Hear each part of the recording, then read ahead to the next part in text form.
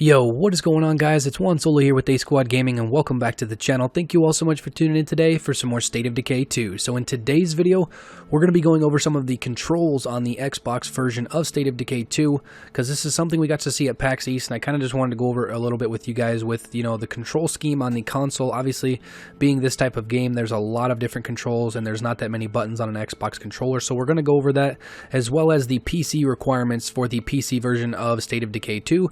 So let's jump right into it. So here are all the vehicle controls on the Xbox version of State of Decay 2. So back at PAX East, there was actually a website that is still up. I will link that down in the description so you guys can actually go check all this out for yourselves. The vehicle controls, pretty much straightforward. All of the features are pretty much tied to one button except the left stick. As you can see here, the left stick obviously steers the vehicle, and then if you hold down the left bumper and you hit the left stick, it selects what seat you're going to be in, and then obviously if you click the left stick, it'll turn on and off your headlights. But here's where it gets a little complicated. So on foot, you can see all of the controls that are on here, and you're obviously tied to roughly, a dozen or so buttons on your Xbox controller.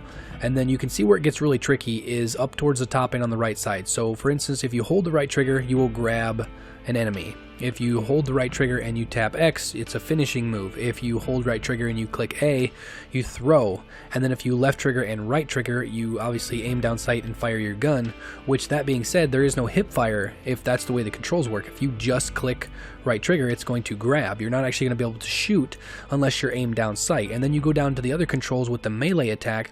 You can see that if you press X, it is a melee attack. If you hold left trigger and you click X, it reloads your gun. Left bumper plus X equals your specialist ability. Those are the controls, and if you guys want to pause it and go back, you guys can. And then also here, you can see, this is something I just kind of wanted to bring up here. If you look at it, pushing the back button on your, brings up your map and this stuff. But down there towards the bottom of that article, it says, in addition to regular missions, each character has a unique personal mission that only they can complete. So for instance, you might have to go out and rescue a family member, or go out and try to figure out what happened to your family once all the apocalypse and stuff went down, all that kind of stuff. I think that's going to allow for a lot of replay value, because for instance, if one of your character dies and you recruit another character to your community, that individual character is going to have another personal mission for you to complete.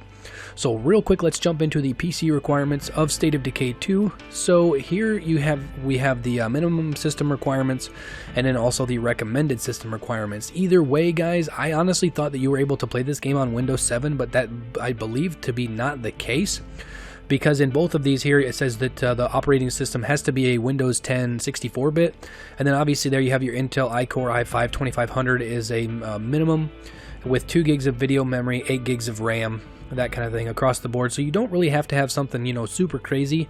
But then obviously down there at the bottom, the recommended settings, you see that obviously if you have a higher end PC, you're obviously going to be able to run the game a lot better. But like I said, if you guys wanted to pause that and go back and check that out, feel free.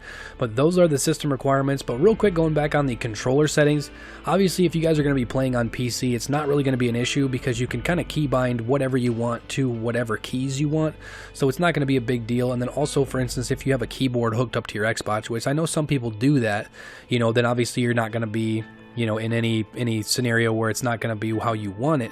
But just the amount of things that you can do in this game that are tied to such a small amount of buttons on an Xbox controller, like each button has a different combo. It almost kind of feels like a fighting game because of how many buttons you have to push to get certain things to do certain ways. Because there was some gameplay that it was up on YouTube where somebody actually was able to capture some footage from State of Decay 2 at PAX East and uploaded it to YouTube, and so many people were giving this person a lot of crap because it looked like they didn't know what they were doing. But the amount of buttons that are on the Xbox controller compared to the amount of controls that you're going to have in the game, you really have to kind of macro or micromanage all of your buttons to kind of get them all in sync with all of the different controls. And like I said, the big thing with me, pretty much most games I've ever played, if you click the right trigger, your gun shoots. In this game, you actually have to ADS, or kind of aim down with the over-the-shoulder view, because there actually is no ADS in this game, to actually be able to fire a weapon. So that's just going to be something that's going to be a little bit of a learning curve for those of you guys playing on console. Playing on PC probably won't be that big of a deal, because like I said, you can kind of map out your buttons how you see fit with your keyboard. But that is pretty much all for the video, guys. I just kind of wanted to go over some of the controls on the Xbox version. Some people haven't seen that. Like I said, I will link that website down in the description if you guys kind of want to go check it out and read through it for yourself. And then, see how you guys are going to do it with the Xbox controls. But if you guys enjoyed this video, you guys found it helpful, you guys are excited about the release of State of Decay 2, we are less than a month away. You know, the excitement is real. So make sure to drop a like on the video. Also, if you guys are new to the channel, make sure to subscribe to stay up to date on all things State of Decay 2. I'm going to be covering this game very in-depth leading up to and after the launch on May 22nd. But that is all for now, guys. Thank you all so much for watching, and I will catch you guys later. Peace out.